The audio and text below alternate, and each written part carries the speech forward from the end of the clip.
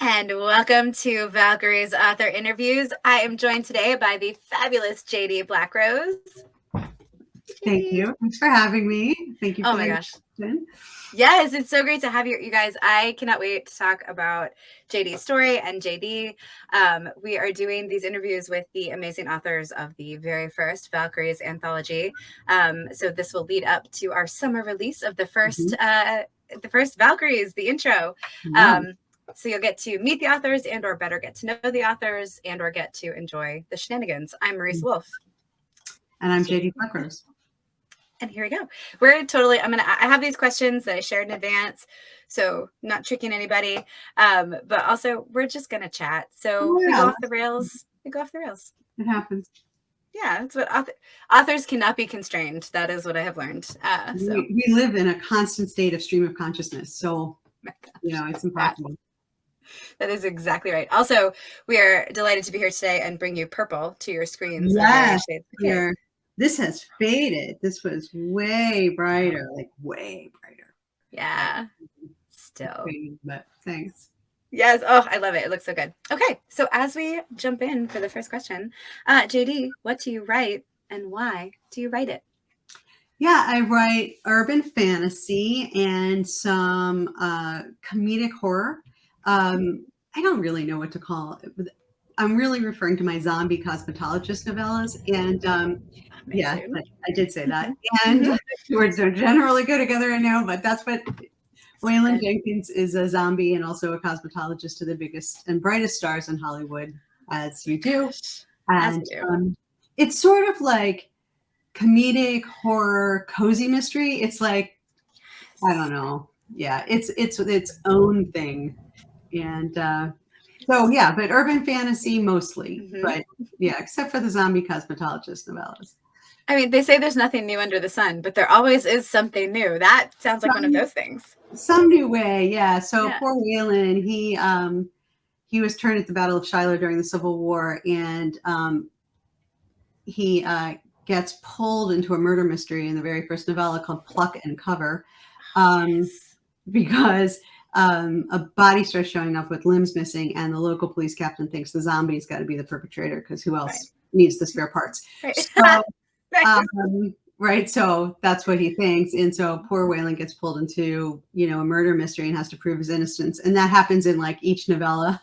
So yeah, scapegoat the zombie. So it's great. So Hide and Chic is the second one. Cut and Dyed is the third. And then the fourth one is called Pros and Cons. Sorry. And then sorry, not sorry. This is fantastic. I really need to apologize for the collection because that's coming out very soon, and it's called A Wrinkle and Crime. Oh my god. Yeah. I spent a ridiculous amount of time coming up with this. Oh, I was hoping these puns just like came to you fully formed. Oh, I have list of like, things that you could like play with, because I had to capture the zombie part and the cosmetology part. So yeah, literary references. That's fantastic. So many things. So yeah, so urban fantasy though always sort of like my favorite niche. It's what I love to read, and that's what I'm writing mostly. That's awesome. And why is it your jam? What do you like? Yeah, it's a great question. I think. When I was just talking about this the other day, that I think Anne Rice was where, for me, urban fantasy sort of started. And I remember reading the first Lestat book, Interview with the Vampire, and literally stopping and going, yes, more of this. This is what I want. And like that was it. Like I just knew. And then I found the incomparable Faith Hunter and Briggs and all these amazing writers after that. And I love their sassy, tough, but still kind heroines. I love, the action, the kick butt action, the women who aren't afraid to, kick some butt and take some names. And so like it played perfectly into this anthology because, I was like, oh, I got this. I know how to do this. Yeah, I can do this. And I had actually already written a Valkyrie character for a book that I put out called The Soul Wars. Mm-hmm. And the main character, her name is Kara, and she is a Valkyrie. And so after talking to you, you gave me permission to write her sister in this. Yeah. So Mist is actually Kara's sister, Nice. which is fun. Yes, and there's a very subtle tie-in, which is nice. It's like just a little bit. No need to read The Soul Wars to understand the story, but if you're interested, there is this like whole other thing. But you can, yeah. Well, that's a great segue to the next question, which is, what should people know about your stories? Yeah, so like my newest trilogy, the third one is up for a pre-order, and the first one is called Demon Kissed, the second one is Fae Crossed, and the third one is Hellbound, and they're red, green, and blue. That's how you know. So fantastic. Yeah, it's super easy, and it follows a summoner, a woman who had a mark come in on her wrist when she was 13 that marked her as a summoner, which is really a person who can summon immortals, entities of power, and they can't touch her, they can't hurt her. She summons a demon and it can basically sit down and have a cup of tea, and that's it. It can't touch her, but they can touch people around her.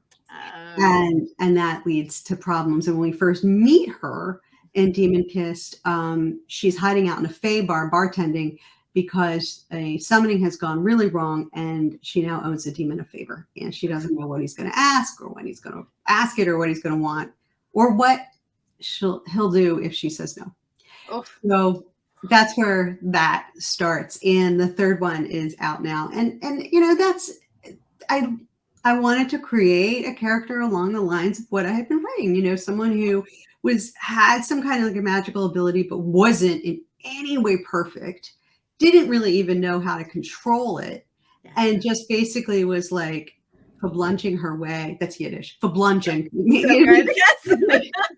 Sort of like stumbling her way through like the whole, just trying to figure things out. And I think people can relate to that. That's what I think is so cool about these urban fantasy characters. And what I tried to do with Mist is that they really don't know everything. They're just They're just like us. They just happen to have like some cool magical ability, but they're figuring it out as they go along. And I think that's what we're all doing. Just blunching along. Blunching. I love it. Yes, that's a perfect word, because if a character is perfect, why are we reading about them? There's nothing to do there. Yeah. That's no fun. Totally useless. My mom asked me, why do you have to put her, the main character, Bex, in my books? Why do you have to put her through so much? Like you make everything so hard for her. And I'm like, because if I didn't, no one would want to read it. Right. Like if everything's easy, like, okay, great story, guys. Like, yeah. And Mist has the same exact thing going on. Yeah. Just a shorter story. Oh man, Mist is a delight. I'm excited. We're going to talk about her also in a few minutes. But yeah, that idea of if everything comes easy, that story is not going to stick with us. Like no one cares. Yeah, it's over. Okay, bye. But when you're watching them struggle through and grow, that's where you hook people. Yeah, because that's what people like to believe, that even these people with special powers are still fundamentally human and fundamentally like us. Yes. Oh, so fun. That's awesome. So speaking of fun stories and cool characters, what's a book you love to recommend, or something that you're just super into right now? So I'm so glad you asked me this question. I could go on forever, but of Claws and Fangs, which is a short story collection by Faith Hunter. I mentioned her earlier. Mm-hmm. This literally launched just now, and it is. And I actually have an excerpt from one of the stories on my blog, Slippery Word. So I'll talk about that. But so that just came out, and this is like, if you've been reading her Jane Yellow Rock series and her Nell Ingram series, these short stories, some of them have been out for a while, but what she told me, most of them have been out, is that she has, and I have been reading them, they've been edited a little bit. So they're a little different than the first time you saw them. And a couple of them you will never have seen. And they fill in these little gaps in the story, so it's really nice. It's really nice. And I can say I did a half-hour interview with her, and I'm in the process of editing that, and I'll get it up on my blog soon. So it's great. Great collection. And then I've actually been just pretty much binge reading. I had to write it down. The Badger series by Shelley Lawrenston. I think I said that right. It's so bizarre. I love it. That's a great intro. Yes. It's so bizarre. Like, it literally follows three sisters who can turn into honey badgers. And they're vicious and mean because honey badgers are vicious and mean. And it's hilarious. I love them. They're so much fun. So, and I do not know her at all. So I hope people pick it up. Oh, that's awesome. I'm definitely gonna write that down because I love the Jane Yellow Rock books. I came very late to those, and I'm still behind, but it was one of those, like, I was sick a couple years ago. And so I was like, hey, recommend me some books that I can find very quickly for my Kindle. And Faith Hunter was recommended like 6 times. And I was like, all right, obviously got to check it out. Yeah. And I read that first one. I was hooked. I think I read 3 before I got better. And Patricia Briggs. As much as I love Mercy, and I do love her Mercedes Thompson series, I love Charles and Anna and the Alpha and Omega series. Love them. And recently I've started listening to them. So I've read them all, but now I'm listening to them, which is fun because it's like a whole new way of experiencing them. Yeah, that's fun. My husband loves audiobooks. I am not.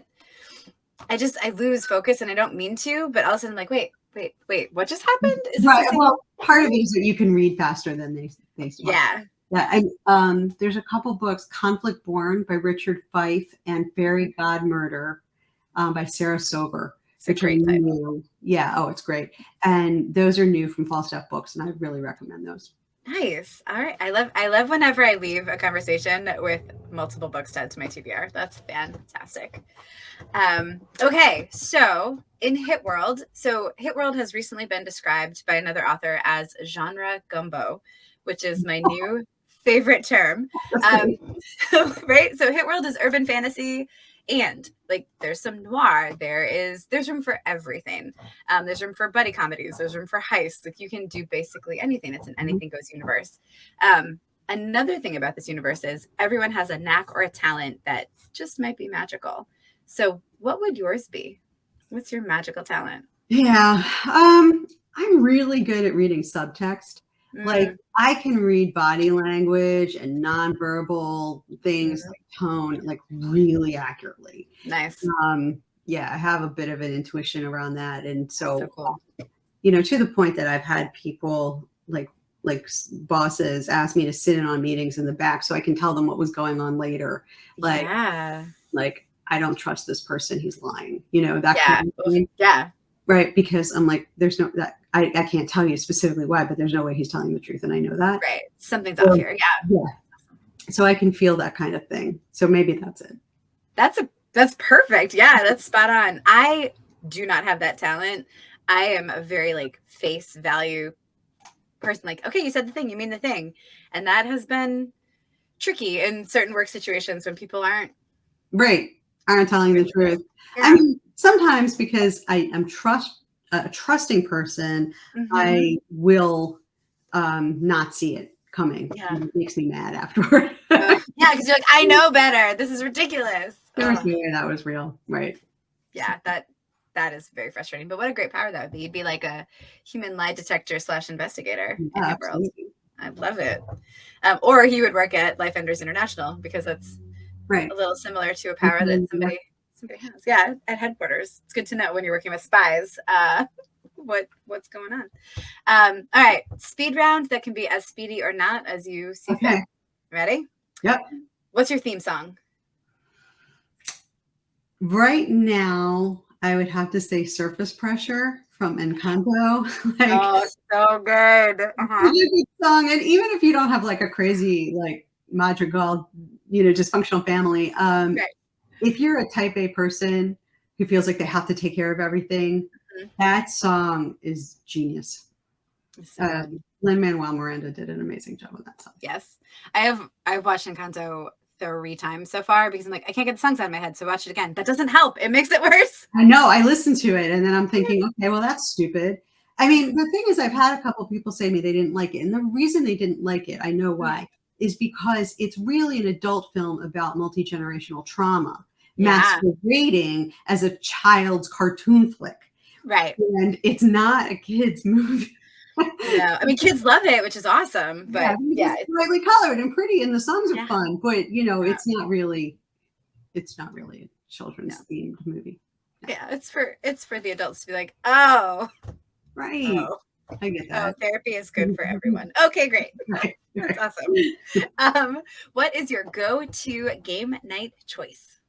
Okay, so first of all, I hate to say this to people, but I am not a game night person. I hate games. Okay, I don't that's know fair. why. But my husband on that, yeah. I love Scrabble. So Okay, we play Scrabble. But I've never played Monopoly in my life. That's fair. That's totally fair. Monopoly is one of those games that always ends, either it doesn't end because you're just like, we've gone on too long, or it ends with somebody just mad. So right? I think that's what it is. It's like I get oddly competitive, and I'm better off not playing games. That's totally fair. We're currently at a campground where the other work campers play games every Tuesday and Sunday. And so some folks were drinking the first game night, and I was like, no, thank you. I'll just have water. And they're like, okay, do you not drink? And I was like, no, I get really competitive when I get weird. Right. Yeah. And I don't want to, I've just met you all. So you seem like really nice people. Right. I don't actually want to like tramp on your dreams, so let's not.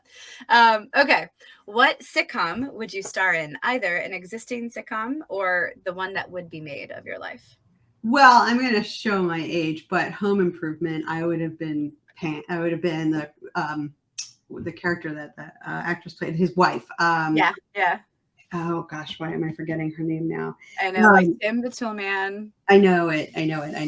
Al was their neighbor. No, Wilson was their neighbor. And the actress's name was Pam. Yeah. I can't remember her name. I can't remember. Whatever. There's this great line where she's talking about maybe having another baby, right? They had the 3 boys. And Jill, her name was Jill. Yeah, totally. Yeah. And he says, he turns to her and he goes, I just don't know if I have the energy for it. And she looks right at him. She goes, you don't have the energy to roll over and say, Jill, the baby needs you. And it was like the best line. I thought it was so funny. That's pretty great right there. Yeah. That's awesome. Oh, I love it. What is or are your favorite treats to treat yourself? I love dark chocolate in any form. Nice. That's fantastic answer. No follow-up questions. Team beach, team mountains. Team mountains. I love the mountains. Yeah, I love to see them in the distance. They're so just solid and peaceful. The thing about the ocean is it's constantly moving, and I just want it to stop. Like, please just settle down. God. That's awesome. This is a good theme from Jill on Home Improvement. Right. Just like, settle down. I'm done. And the mountains don't do that. They just stay there. Oh, that's true. Peaceful. Where's your favorite mountain spot? Surprise follow-up question. Well, we just came back from Sedona. Oh gosh. I like so beautiful there. Gorgeous. It's one of the most beautiful places I've ever seen with my own eyes. It's amazing. Yeah. There are times when you just also, although there aren't mountains, and this is water, but I will say the coast of Maine is one of the most beautiful things I've ever seen with my own eyes. Like you don't want to blink because you're going to miss something. So that's awesome. We genuinely just today booked a trip up there for next week. Oh, really? So we're going up to, I've been to Maine, but the Lake District. Okay. Grew up in New England, then I've been gone for 20 years. And we're going up to Bar Harbor and Acadia National Park. Oh, I'm so jealous. I love Bar Harbor and Acadia. And so you're going, when are you going? Next week. So it'll be mid-May-ish. Okay. So it's a little early. The water will be cold. But if you can, do you kayak at all? Yeah. Yes, I do love kayaking. Go kayaking, because if you can, there are places that you can see walruses. And when we went, now this is a gazillion years ago, there were seals playing in the water around us when we were. Oh my gosh. Like we did. Oh, I love that. I've never seen walruses in real life except like an aquarium. But there were seals when we went kayaking in the Galapagos. The seals are like wanting to hang out with you and like popping up, and the sea turtles. I think there was a walrus or two. There was, yeah, yeah. Wow, it's so beautiful. Oh my gosh. Definitely no water if you can. Yeah. Yeah. I mean, we'll be cold, but you know what? It's New England in May, so of course it's cold. Okay. Ooh, Katie, I'm so excited. It's been on my list for years. I am so excited to see it. Also excited about pizza. What are your favorite pizza toppings? Mushrooms. Nice. Just mushrooms. Like, just give me some good cheese and mushrooms. I'm happy. Nice. I love it. What fictional character would you choose as a mentor? Oh, yeah. Master Shifu from Kung Fu Panda. What a good one. I love him. He's so great. He is. Oh, that's such a good one. Panda, so. Right. That's such a great cartoon. Are you a morning person or a night person? Morning. By nighttime, I'm dead. Yeah, I'm not good for anything. Totally fair. Are you an early morning person? Like, see, as I've aged, I've become a 10 to 3 person. I love it. Yeah. Like midday. I need my time to wake up. I need my rest at night. Right. You catch me for 5 hours smack in the middle of the day. I'm your girl. Best. You know what? We need to have people in stages, so that makes sense. You're the midday shift. I love it. I'm the midday shift. I love it. Well, so speaking of midday shift, no, that wasn't a good segue, but talking a little bit more about your Valkyrie, talking about Mist, how would you introduce her to people? Yeah, so Mist comes to Earth to capture a criminal from her world, which is Asgard, and which is another dimension, another place. And she comes on her flying horse and Moonglow, and she basically rips a hole in the sky, comes through, and is chasing after this guy who he's a murderer. He killed an Elfheim elf, an ambassador, a prince, actually.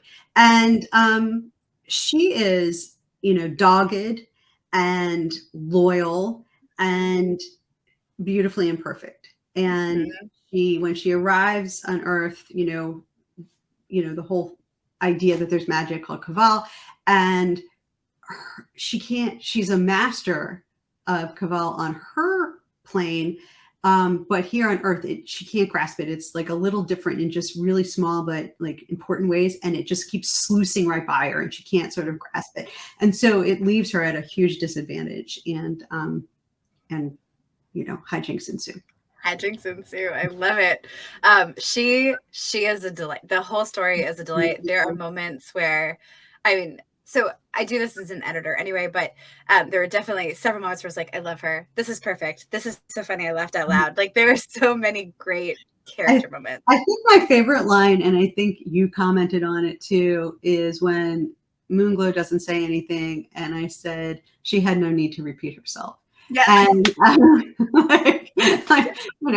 flying horse has no need to say it again. Like you get it the first time or it's not worth repeating because you're not ready for it. Yeah. Oh, it's so good. I mean, just such good character summing lines. It was really good. So character summing line, 3 words. What 3 words would describe Mist? Yeah. Like I said, loyal and dogged, and imperfect, like very human, even though she's a Valkyrie. Yeah. That's awesome. Oh, that shows up. Do you have 3 words for Moonglow? Who also I love, BT Dubs. Also loyal, beautiful, and just a touch haughty. Nice. Again, I don't have to repeat myself. I said what I said. I don't have to repeat myself. So good. So what inspired the development of your character and or the plot of your story? Yeah, so I went and read, I wasn't familiar with the hit world. When you and I first talked, it just wasn't something that I had really read. And I went and I read the first 2 books and sort of really tried very hard to get a sense of the rules of the world. I mean, you had already sent me information, a summary, but I wanted to read it and sort of see it. And so I read the first 2. And, as soon as I got to like blue orangutans and raging rhinoceroses, I knew I was like right in. Yep. Yep. So, So good. I was like, okay, this is super fun. And you had, you called the series and the unit Valkyries, but it doesn't, of course, not Right. everybody in it is an actual Valkyrie, but Right. I had already written a Valkyrie. So I was like, well, if I could sort of spin off of that and I could sort of picture my character's sister. I thought, okay, that was my starting point. That was my starting point. And then I thought, why would she be here? Oh, she's clearly capturing a criminal. Oh, okay. What could he have done that would warrant that? Oh, okay. So it's just a series of questions. That's awesome. That's awesome. And it really came together in such a fun way. Thank you. Yeah. Oh man, no, thank you. It was so good. What actor or actors would be perfect to play one of your characters? So Charlize Theron could absolutely play Miss. Yeah. Even Kate Blanchett, even though she's like a little older, I think Kate Blanchett can do anything. So agreed. Yeah, I mean, she could play Moonglow if she wanted to. It'd be amazing. Right. Yeah, she could totally be a horse. She's great. So I would see either one of those women totally being able to play. Nice. Did you watch Old Guard with Charlize Theron? So I mean, Charlize Theron could totally rock this. Just give her so much. A horse and she'd be right in. She'd be a Valkyrie. She's already a Valkyrie. I think in real life she might. Yeah. She might be. Amazing. That's awesome. So what is your favorite thing about Hit World, your Valkyrie, Badass Ladies in general, some combo of the three?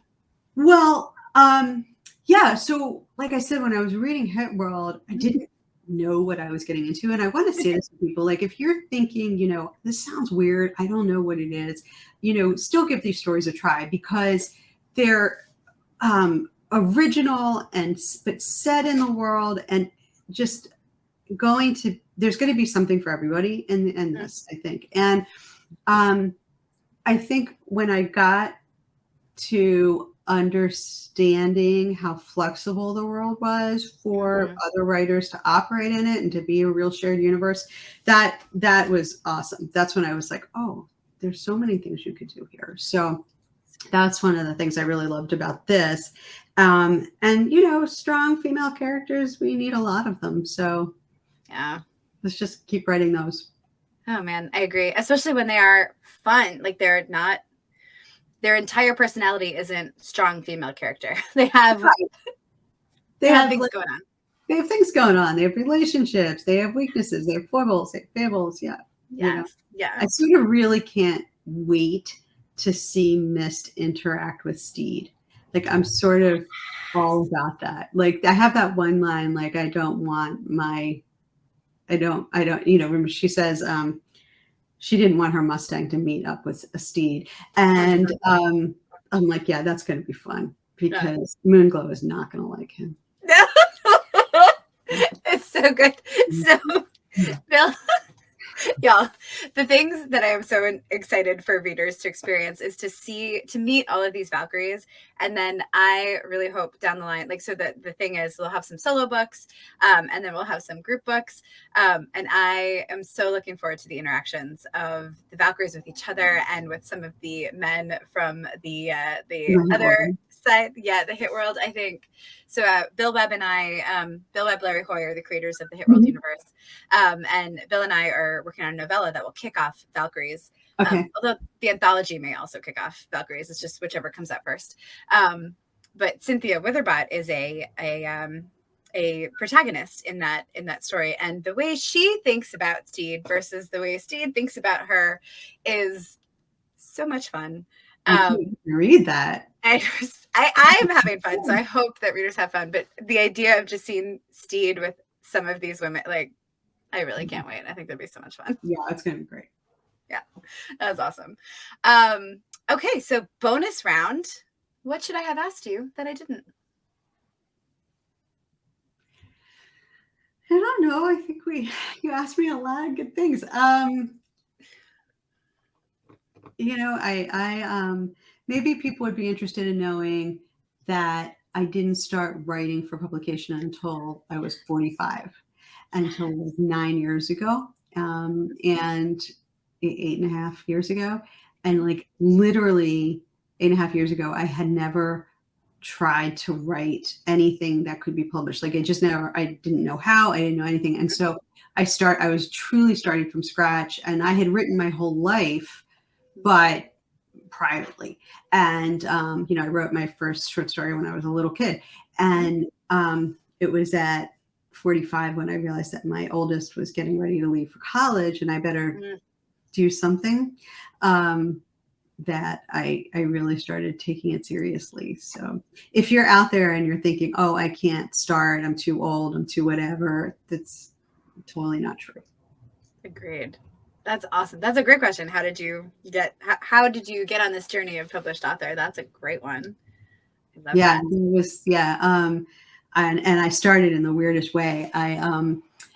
I decided I was following, I keep mentioning Faith Hunter, but she's really important to me. I was following her on Facebook, and I decided in June, because this makes sense, that I was at Dragon Con in September. And anybody who doesn't know, Dragon Con is this massive, like 80,000 person science fiction fantasy conference that happens in Atlanta every year. And you can't decide you're going to go in June. There are no hotel rooms. There are no hotel rooms. Yeah.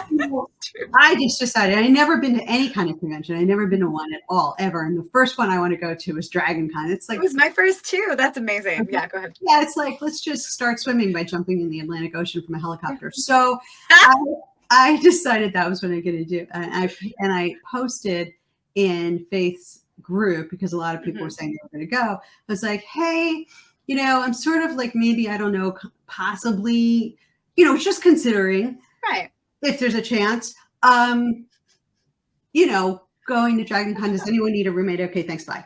And no one said anything, because who would respond to that?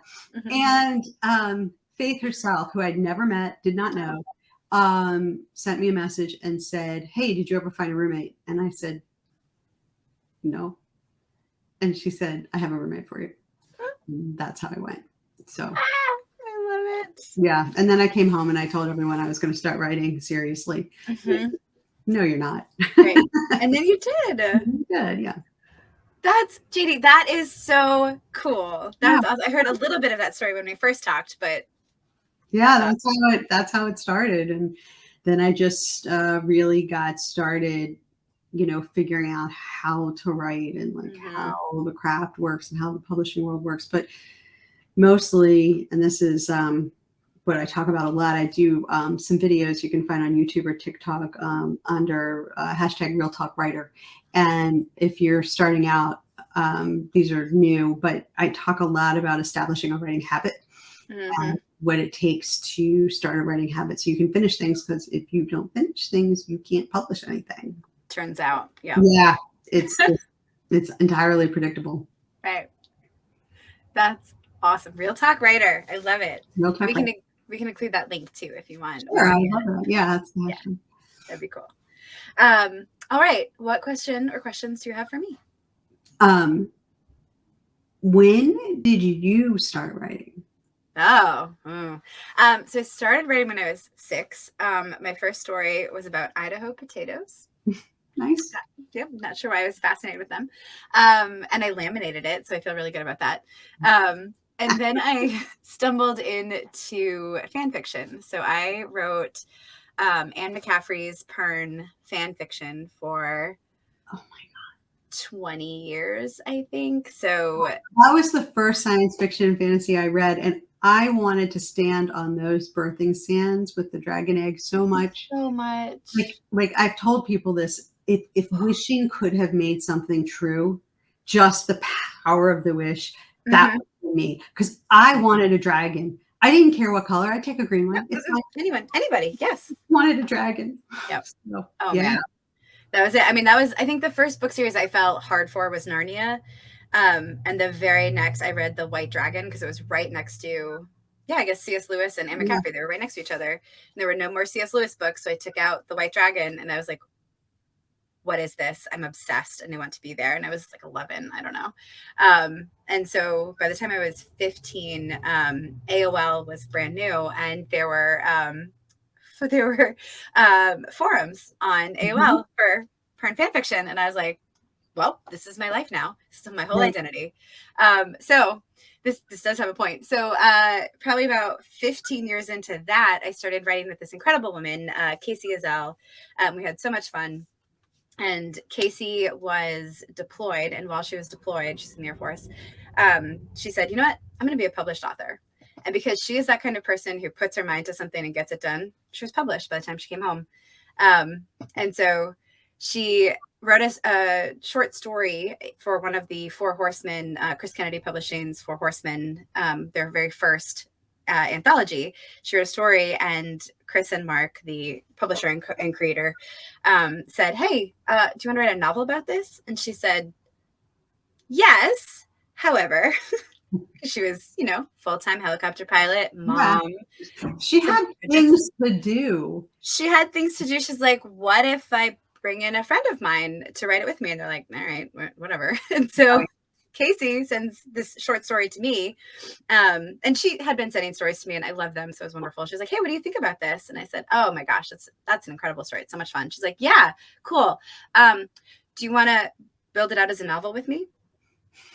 That's amazing. Mm-hmm. That's amazing. I panicked for about 3 hours, and then I said yes. I think I said yes and then panicked for 3 hours. Yeah. But then, to earn my place, I had to write my own short story. And like you said, finish it. Right. So I did that, and kept on. Now I'm 22 short stories and 4 co-written novels later. Just awesome. Working on the world. Yeah. I know so many people who got started writing through fan fiction. Yes. And there's a small cadre of people who look down on it. And I'm like, this is the proving ground for so many people. So many people learn how to tell story through fan fiction because it's something they love. And they share it with people, and then they get used to having feedback. It's like a great thing. It was never my thing, but I know so many people who have started this way. Yeah, it's incredible practice. And there's, who knows if this is true for everyone, right? But there's something like you write a million garbage words before you write good words, right? Like, I believe that. Yeah. Yeah, I definitely wrote a lot of garbage words in fan fiction, and I wrote some good ones. And I learned so much about character development. I mean, there were some clubs I was in for 10 years. Like, you're developing a character for 10 years, you got to learn stuff. So that's amazing. Yeah, I love it. I also feel like there's that phrase that I don't love, but don't yuck someone's yum. Like, a lot of people are passionate about fan fiction, and the idea of looking down on it because of that is just. I say don't yuck someone's yum all the time. So yeah. It's something about the yum. I don't know. I'm just like, ugh, yum. But it's real, right? It's such a spot on. Like, don't.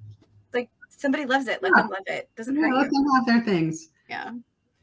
That's amazing. But yeah, so that's me. Thanks to the fabulous Casey Azell. That's great. That is great. What a great start. That's a great story. Thanks. It's fun. And and then we just keep on, like you said, keep on practicing, keep on developing. Yeah, every day. Every day. I read some of my old stories the other day, and I was like, oh yeah, still on that growth trajectory. Here we go. Okay. Did I write that? No. Those are words that go together ish. Right. And I felt the need to use that word 3 times in one paragraph. That was a great choice. Everyone does that. I did. Thank goodness for editors. So like, I'm editing an anthology, but I am not an editor. So just a huge thank all that is good in the world for editors. Maybe the second book I wrote with Casey Hunter, our editor, she's so good and so sweet and so like spot on. She highlighted a paragraph and she knew it was mine and not Casey's. And she's like, Marisa, bless you, Gesundheit. She said, you use the word necessary 6 bless you. I know. That's how ridiculous this is. 6 times. You used the word necessary 6 times in this one paragraph. I will give you 1, but I don't think any of them are necessary. Necessary, right. You get 1 of these. Yeah. I mean, I know other editors who say you get 1, whatever. Yeah. My friend Vanessa Junto calls them echoes. She's like, I have to go through and get all my echoes, which is just basically words that she's repeated and repeated. And what's interesting is sometimes we know what our crutch words are, and we have to go through for the varies and the justs and all of those. And that's fine, just because you can just like write those in the first draft and get them out in the second. Like, no problem. But it's almost like every single thing you write has a different crutch word that somebody has to point out to you. What a great point. And then you're like, oh, right, I can. And then they're like, this is a manuscript of 80,000 words. You're allowed 5 of them. Total. 5. Like, that's it. You're done. 5 necessaries. And the whole way. Figure out a synonym. The thesaurus is your friend. Like, so, yeah. Oh my gosh, you are so right. Like different for different stories, it is different things. And there's the idea of like you have certain tags for certain characters that help the reader differentiate it. Right. However, they don't have to be word for word the same every time. Right. Every time. No, it's just not necessary. Yeah. So it's so funny because these are just universal writer things. I mean, like we all do it. So like you said, editors are the ones who find it and say, okay, 232 of this word ever. Stop it. Like, is anyone anything besides concerned, Marisa? I'm like, oh, probably. They probably have different emotions. Sighing. Everybody sighs. It's like everybody has to sigh. She sat down with a sigh. He turned with a sigh. He just, no more sighing. No more sighing. There is a lot to sigh about sometimes. It is, but they can't always sigh. They've got to do something else. Eyebrows. I do a lot of eyebrow raises. Like some people can only raise one, and some people can raise 2, and that's it. But it's like, okay, they got to do something besides lift their eyebrows. Like, oh, okay, but they're concerned, so they're lifting their eyebrows. And so they're lifting eyebrows. Mine are sighing and staring. Right. That's how we do. It's okay. We get better every time. That's the thing. Sure. Yeah. Well, thank you so much for joining for this, JD. I really enjoyed talking to you. It was so good to finally see you like face to face and have this great chance to talk. And thank you for letting me be a part of this. I've really enjoyed it. It was one of my favorite stories. It was a delight to have you with us. Thank you. More to come. I hope. Yes. Great. Excellent. Well, thank you all for joining us. You will see links when this is posted somewhere there in that direction, where you can find more of JD's amazingness and her blog, Slippery Words. So go ahead and check all those out, and then keep an eye out for the Valkyries anthology coming later this summer. Yay. Thanks for joining us.